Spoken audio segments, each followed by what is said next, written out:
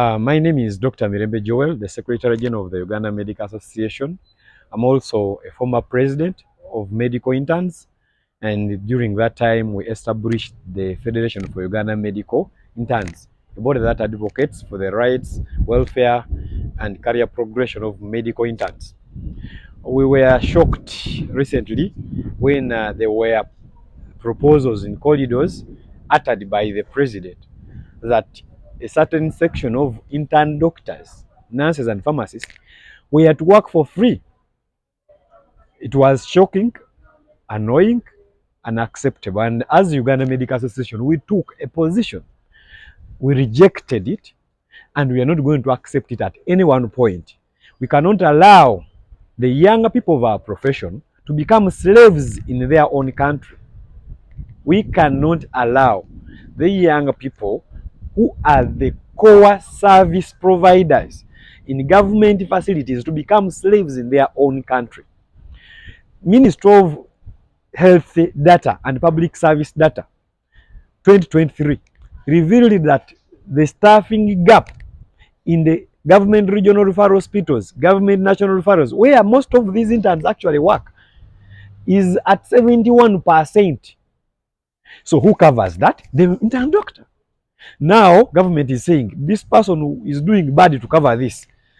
Government is like criminalizing younger people from fighting and doing sciences, and at the best being the cream of the country, because Makerere, all government universities take off the cream of the cream, then the other private universities compete for the remaining students. So please, there is no criminal, there is no crime in being the best. So we want to tell government that for us, we are going to do everything it takes. Dialogue we shall do. But recently, because government is being hesitant to deploy over 550 intern doctors who finished, and more than even 100 are from Makerere University here.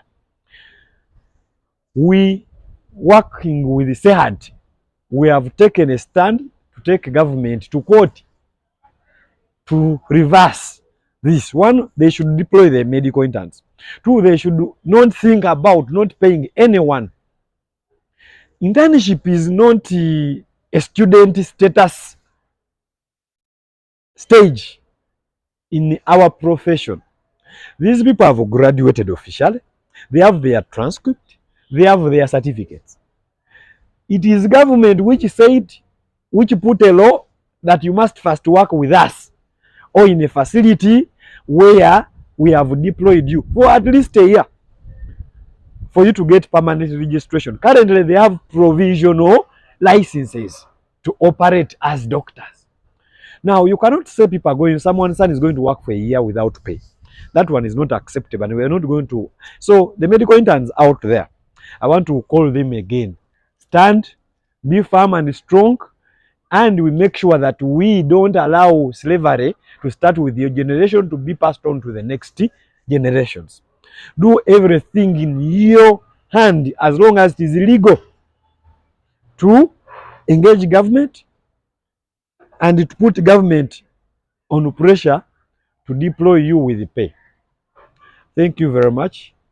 And maybe what we can say, government should listen now, because doctors out there, the senior doctors, are not happy with this proposal.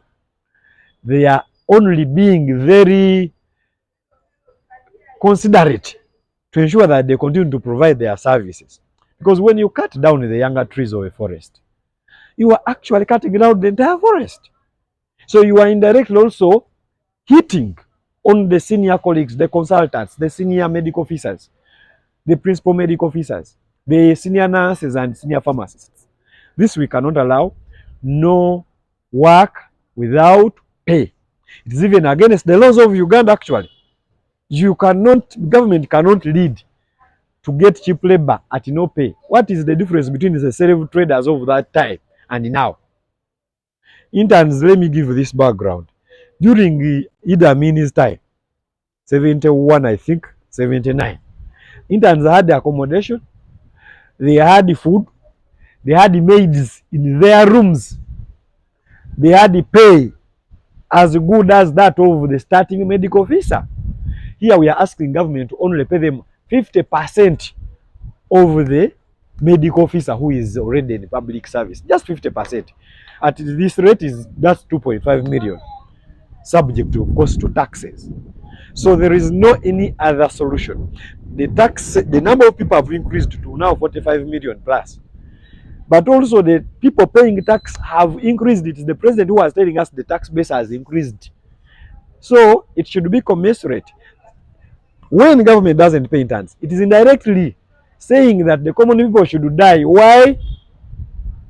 The common people are the ones who are being treated by interns. For them, government officials, they are running to Kenya, Nairobi, very near neighbors here. They are running to India, Germany for treatment using the taxpayers' money. And the government cannot also say that there is no money. Money is there. Why?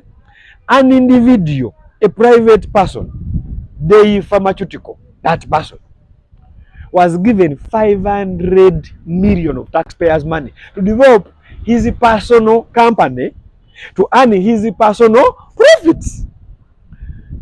Rocco, private company, was given over 300 billion taxpayers' money to earn their private profits.